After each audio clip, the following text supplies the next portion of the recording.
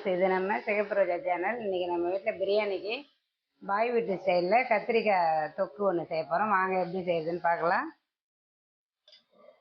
கத்திரிக்காய் தொக்குன்னு சொல்லுவாங்க, தால்ச்சானும் அப்படின்னு சொல்லுவாங்க. பிரியாணிக்கு தொட்டுக்கிறதுக்கு இது நல்லா இருக்கும், நல்லா சூப்பர் காம்பினேஷன். ஹோட்டல்லாம் பார்த்தாக்கா நம்ம கத்திரிக்காய் தால்ச்சா தான் நிறையா தருவாங்க.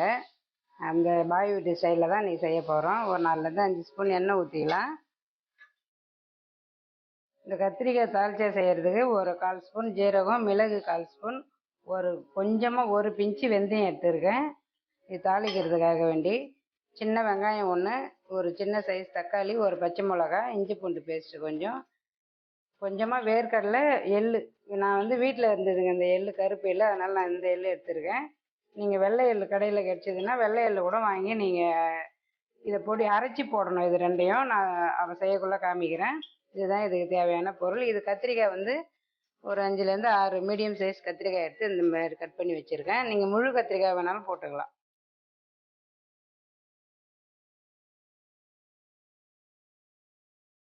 இந்த மாதிரி கட் பண்ணப்போ நல்லா அப்படியே நாலாக அப்படியே முழு கத்திரிக்காய் கட் பண்ணி போடுவாங்கள்ல, அந்த மாதிரி கூட போட்டுக்கலாம்.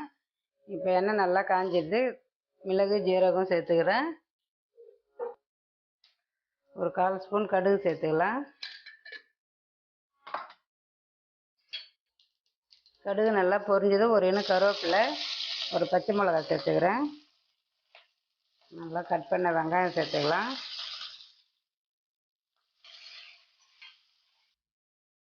ஒரு 1/2 ஸ்பூன் இஞ்சி பூண்டு பேஸ்ட் எடுத்து வச்சுருந்தா அதையும் சேர்த்துக்கலாம்.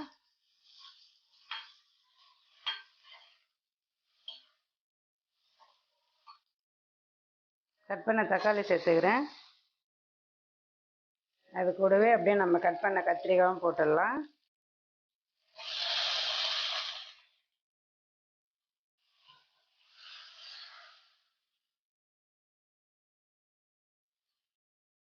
இது வறுத்து வேர்க்கடலை, எள்ளும் வறுத்தது தாங்க, வறுத்து போட்டுக்குவாங்க எள். இதை நல்லா பேஸ்ட்டாக அரைச்சி எடுத்துக்கலாம். கொஞ்சமாக மஞ்சள்தூள் சேர்த்துக்கலாம்.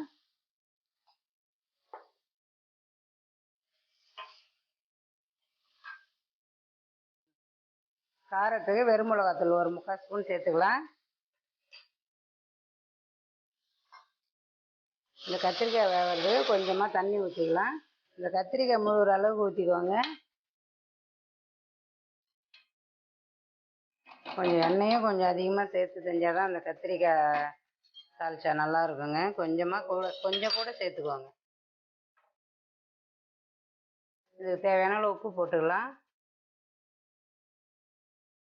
மூடி போட்டு மூடி விட்டுடுறேன். இது நல்லா வேகட்டும். அதுக்குள்ள நம்ம வேர்க்கடலையும் எள்ளையும் நல்லா பேஸ்ட்டாக அரைச்சி எடுத்துக்கலாம். கத்திரிக்காய் நல்லா வெந்துடுது. இப்போ நம்ம அரைச்ச வேர்க்கடலையும் எள்ளையும் அதில் ஊற்றிக்கலாம்.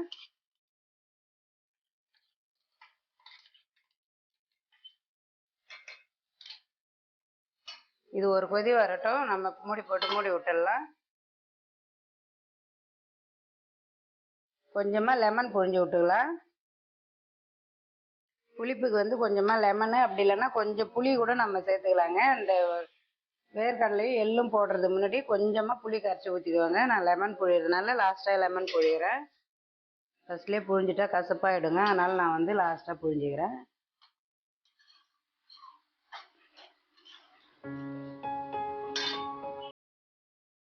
கத்திரிக்காய் தாளிச்சா ரெடி ஆயிடுச்சு. இதை நம்ம வேறு பாத்திரத்தில் மாற்றிக்கலாம். நல்லா சூப்பராக இருக்குங்க பிரியாணிக்கு தொட்டுக்கிறதுக்கு.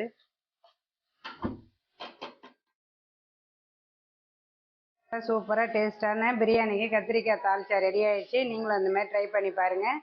இந்த வீடியோ உங்களுக்கு பிடிச்சிருந்தா லைக் பண்ணுங்கள், ஷேர் பண்ணுங்கள், கமெண்ட் பண்ணுங்கள். மறக்காமல் சப்ஸ்கிரைப் பண்ணுங்கள். பாய்.